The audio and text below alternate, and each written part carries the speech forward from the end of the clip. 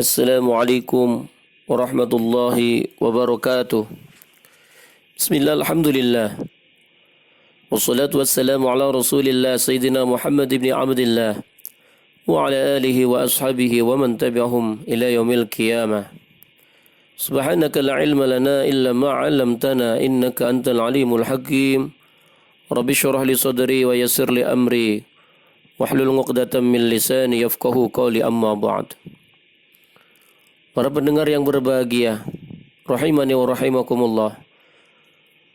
Alhamdulillah, marilah senantiasa kita bersyukur kepada Allah Subhanahu wa taala dan juga senantiasa bersabar dalam segala situasi dan kondisi, dan juga senantiasa ikhlas atas segala kudrat, ada segala kudrat dan iradat Allah Subhanahu wa taala yang berikan kepada kita. Moga-moga Allah takdirkan kita sebagai hamba-hamba yang syakirin, hamba-hamba yang sabirin, dan pada akhirnya Allah takdirkan kita sebagai hamba yang memperoleh keridhaannya dunia dan akhirat. Amin ya rabbal alamin. Salawat ring salam semoga senantiasa terlimpah curahkan kepada junjungan kita Nabi Agung Muhammad sallallahu alaihi wasallam, manusia yang paling berat menerima ujian dari Allah Subhanahu wa taala. Akan tetapi ujian tersebut merupakan suatu wasilah. Beliau adalah manusia yang paling dicintai oleh Allah, yang paling tinggi derajatnya di hadapan Allah Subhanahu wa taala, sehingga bisa menjadi wasilah bagi siapapun hamba-hamba Allah yang Subhanahu wa taala yang ingin dekat dengan Allah, bisa berwasilah melalui baginda Nabi Muhammad sallallahu alaihi wasallam. Para pendengar yang berbahagia, tema tausiah kita pada kesempatan kali ini adalah kiat tegar menghadapi cobaan. Mengarungi kehidupan, pasti seseorang akan mengalami pasang dan surut. Kadang seseorang mendapatkan nikmat dan kadang pula mendapatkan musibah atau cobaan. Semuanya datang silih berganti. Kewajiban kita adalah bersabar ketika mendapatkan musibah dan bersyukur ketika mendapatkan nikmat Allah Subhanahu wa taala.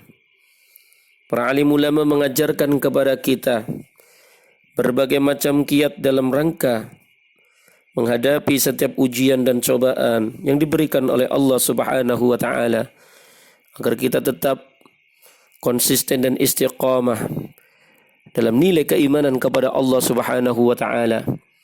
Kita termasuk orang yang kufur nikmat dan tidak pula termasuk orang yang bersuudzon atas kudrat dan iradatnya Allah Subhanahu wa taala. Naudzubillah kepada kita semua.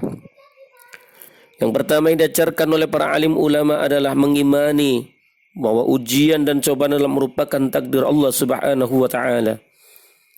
Setiap menghadapi cobaan, hendaknya seseorang tahu bahwa setiap yang Allah Subhanahu wa taala takdirkan sejak 50.000 tahun sebelum penciptaan langit dan bumi pastilah terjadi. Rasulullah sallallahu alaihi wasallam bersabda, "Kataballah maqadirul khalaiqi qabla an yakhluqas samawati wal ardu bi 50,000 sanah." Yang artinya adalah Allah telah mencatat takdir setiap makhluk sebelum 50.000 tahun sebelum penciptaan daripada langit dan bumi. Hadis ini masyhur di kalangan kaum muslimin dan merupakan hadis yang diriwayatkan oleh Imam Muslim. Para jemaah pendengar yang berbahagia, rahimani wa rahimakumullah. Beriman kepada takdir, inilah landasan kebaikan dan akan membuat seorang hamba Allah Subhanahu wa taala semakin ridho dengan setiap cobaan.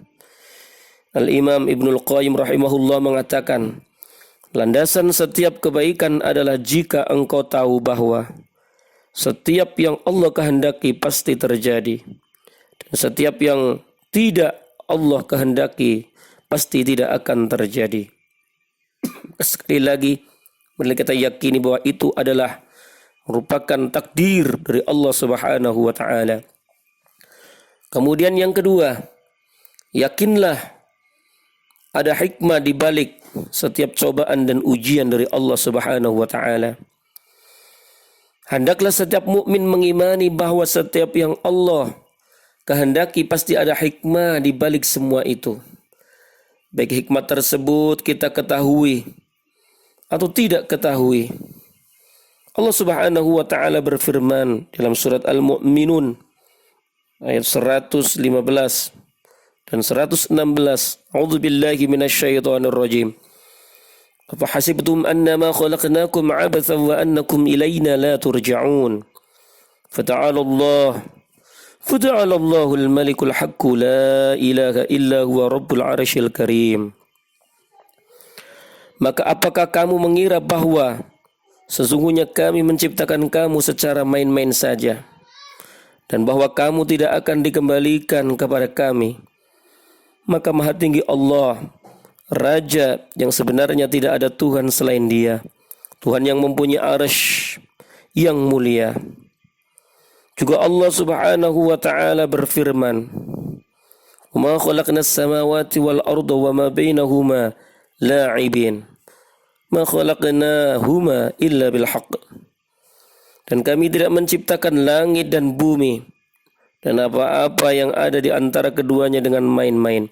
Kami tidak menciptakan keduanya melainkan dengan hak. Yang ketiga, dalam rangka mensikapi ujian dan cobaan dari Allah Subhanahu wa taala, mari kita ingat bahwa musibah yang kita hadapi itu belum seberapa. Ingatlah bahwa Nabi Muhammad SAW sering mendapatkan cobaan sampai dicaci, dicemooh, dan disiksa oleh orang-orang musyrik dengan berbagai macam cara. Kalau kita mengingat musibah yang menimpa beliau, maka tentu kita akan merasa ringan menghadapi musibah kita sendiri. Karena musibah kita dibanding beliau tidaklah seberapa. Rasulullah sallallahu alaihi wasallam bersabda, "Li'azil muslimina fi masaibihim al-musibatu bi." Yang artinya musibah yang menimpaku sungguh akan menghibur daripada kaum muslimin. Karena jikalau dibandingkan, tidak ada seujung kuku musibah yang dihadapi oleh umat Rasulullah dibanding dengan musibah atau juga cobaan yang dihadapi oleh baginda Nabi Muhammad sallallahu alaihi wasallam. Dalam lafal yang lain dikatakan, "Man 'azzamat musibatuhu falyadhkur musibati fa innaha satahawwanu alaihi musibatuh." Siapa saja yang merasa berat atau siapa saja yang terasa berat ketika menghadapi musibah, maka ingatlah musibah yang menimpaku, kata Nabi. Ia tentu akan merasa ringan menghadapi musibah tersebut. Yang keempat yang diajarkan oleh para alim ulama, ketahuilah bahwa semakin kuat iman seseorang, memang akan semakin diuji. Dari Mus'ab bin Sa'id, seorang tabi'in, dari ayahnya yang berkata, "Ya Rasulullah, ayun nasi asyaddu bala'an." Wahai Rasulullah, manusia manakah yang paling berat ujiannya? Beliau Nabi Muhammad sallallahu alaihi wasallam menjawab, "Al-anbiya, thumma al-amthalu fal-amthalu, fayubtal ar-rajulu ala hasabi dinihi, fa in kana dinuhu sulban, ishtadda bala'uhu, wa in kana fi dinihi riqqah, ubtuliya ala hasabi dinihi, fama yabrahul bala'u bil 'abdi hatta yatrukahu yamshi 'alal ardi ma 'alaihi khati'atun." Rasulullah SAW menjawab para nabi, kemudian yang semisalnya dan semisalnya lagi. Seseorang akan diuji sesuai dengan kondisi agamanya. Apabila agamanya begitu kuat atau kokoh, maka semakin berat pula ujiannya. Apabila agamanya lemah, maka ia akan diuji sesuai dengan kualitas agamanya. Seorang hamba senantiasa akan mendapatkan cobaan hingga dia berjalan di muka bumi dalam keadaan bersih dari dosa.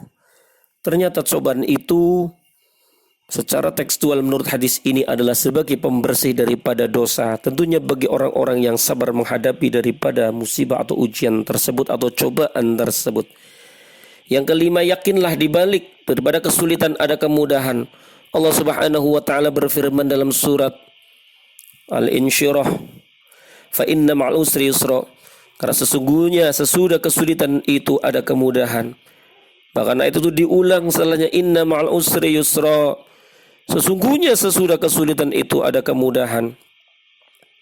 Imam Qatadah rahimahullah mengatakan, diceritakan pada kami bahwa Rasulullah Shallallahu Alaihi Wasallam pernah memberi kabar gembira pada sahabatnya, kepada para sahabatnya dengan ayat di atas. Lalu beliau mengatakan, la yakhliba usran yusraini, satu kesulitan tidak mungkin mengalahkan daripada dua kemudahan. Para pendengar yang berbahagia, jadi apabila mungkin sekarang ini kita merasa dalam keadaan yang sempit, yang sulit, maka yakinlah di balik daripada kesempitan itu, di balik daripada kesulitan tersebut, Allah akan berikan kelonggaran, Allah akan berikan daripada kemudahan. Fa insyaallah apabila kita sabar, Allah akan cepat angkat daripada kesulitan-kesulitan dan kesempitan-kesempitan tersebut. Yang keenam, para alim ulama, hadapilah cobaan dengan bersabar. Sahabat Ali bin Abi Thalib radhiyallahu anhu mengatakan, as-sabru minal iman bimanzilatur ra'si minal jasad wala imana liman la sabaralah. Sabar dan iman adalah bagikan kepala pada jasad manusia. Oleh karenanya tidak beriman dengan iman yang sempurna jika seorang tidak memiliki daripada kesabaran. Yang dimaksud dengan bersabar adalah menahan hati dan lisan dari berkeluh kesah, serta menahan anggota badan dari perilaku emosional, serta menampar pipi dan merobek daripada baju karena ketidaksabarannya. Yang ketujuh, diajarkan oleh para alim ulama, bersabarlah di awal musibah. Rasulullah Sallallahu Alaihi Wasallam bersabda, innamas sabru 'inda as-sadamatil ula. Yang namanya sabar seharusnya dimulai ketika awal ditimpa musibah. Itulah sabar yang sebenarnya. Sabar yang sebenarnya bukanlah ketika telah mengeluh lebih dahulu di awal musibah. Kan tetapi sebaliknya, sekali lagi, adalah dia ketika awal-awal musibah sudah bersabar karena Allah Subhanahu wa taala. Yang kedelapan, para pendengar yang berbahagia, yakinlah bahwa pahala sabar begitu besar. Ingat janji Allah Subhanahu wa taala dalam surat Az-Zumar ayat 10. A'udzubillahi minasyaitonir rajim. Bismillahirrahmanirrahim. Innama yuwaffas sabiruna ajrahum bighairi hisab. Yang artinya sesungguhnya ya, orang-orang yang bersabar yang dicukupkan pahala mereka tanpa batas. Al-Imam Al-Auza'i mengatakan, pahala bagi orang-orang yang bersabar tidak bisa ditakar dan ditimbang. Mereka benar-benar akan mendapatkan ketinggian derajat. As-Su'udi mengatakan, balasan orang yang bersabar adalah surga Allah Subhanahu wa taala. Para pendengar yang berbahagia, yang kesembilan, ucapkanlah inna lillahi wa inna ilaihi raji'un. Ummu Salamah, salah satu istri Nabi Muhammad SAW, berkata bahwa beliau pernah mendengar Rasulullah SAW bersabda, Ummu Salamah zawjan Nabi SAW taqul sami'tu Rasulullah SAW yaqul ma min 'abdin tusibuhu musibatun fayaqulu inna lillahi wa inna ilaihi raji'un. Allahumma ajurni fi musibati wa akhlif li khairan minha illa ajarahu Allah fi musibatihi wa akhlafa lahu khairan minha. Qalat falamma tuwfiya Abu Salamah qultu kama amarani Rasulullah sallallahu alaihi wasallam fakhlafallahu li khairan minhu Rasulullah sallallahu alaihi wasallam. Yang artinya, siapa saja dari hamba yang tertimpa musibah lalu ia mengucapkan inna lillahi wa inna ilaihi raji'un, segala sesuatu adalah milik Allah dan akan kembali kepadanya. Ya Allah, berilah ganjaran terhadap musibah yang menimpaku dan berilah ganti dengan yang lebih baik. Maka Allah akan memberikan ganjaran dalam musibahnya dan menggantinya dengan yang lebih baik. Ketika Abu Salamah atau suamiku wafat, aku pun menyebut doa sebagaimana yang Rasulullah Sallallahu Alaihi Wasallam perintahkan kepadaku. Allah pun memberiku suami yang lebih baik dari suamiku yang dulu, yaitu Rasulullah Sallallahu Alaihi Wasallam. Doa tersebut dituliskan dalam hadis ini semestinya diucapkan oleh seorang muslim ketika dia ditimpa oleh musibah. Semoga Allah Subhanahu wa taala memberikan ganti yang terbaik bagi orang yang membacanya. Yang terakhir, para pendengar yang berbahagia, cobaan dan ujian marilah kita jadikan sebagai sarana introspeksi diri. Musibah dan cobaan boleh jadi disebabkan dosa-dosa yang pernah kita perbuat, baik itu kesyirikan, kemunafikan, maksiat dan lain sebagainya. Allah Subhanahu wa taala berfirman, "Wa ma asabakum min musibatin fabima kasabat aydikum." Yang artinya, dan apa saja musibah yang menimpa kamu, maka adalah disebabkan oleh perbuatan tanganmu sendiri. Surat Asy-Syura ayat 30. Maksudnya adalah karena sebab dosa-dosa yang dulu pernah diperbuat. Ibnu Abbas radhiyallahu anhu mengatakan akan disegerakan siksaan bagi orang yang beriman di dunia disebabkan dosa-dosa yang mereka perbuat, dan dengan itu mereka tidak disiksa atau diperingankan siksanya di akhirat. Dan apabila kita melihat kondisi yang terjadi, apabila Allah timpakan wabah, bala, dan lain sebagainya yang terjadi, kalau menurut ayat ini mungkin itu adalah bagian daripada perilaku daripada manusia-manusia yang tidak bersyukur kepada Allah, yang tidak menjalankan daripada aturan Allah, dan pada akhirnya Allah berikan musibah dan cobaan.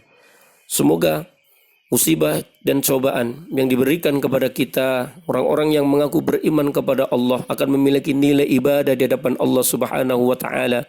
Kita jalani dengan bersabar, kita ikhtiar, kita berdoa kepada Allah, kita tawakal kepada Allah agar lekas angkat daripada musibah wabah ini, dan pada akhirnya kita memperoleh daripada nilai kemenangan ketika telah lewat daripada bulan Ramadan.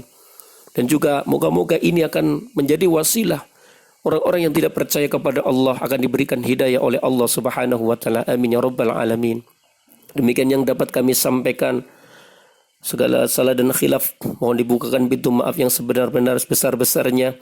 Apabila ada yang benar semata-mata hidayah dari Allah, apabila ada yang salah semata-mata dari Al-Fakir sendiri, Al-Fakir Sa'dun Ibnu Zaki di Bekasi, mengucapkan selamat dan tetap semangat menjalankan ibadah puasa. Semoga semua amal ibadah yang kita lakukan di bulan Ramadan ini diterima, dikabul, dan doa-doa kita diijabah oleh Allah Subhanahu wa taala. Amin amin ya mujibas sailin.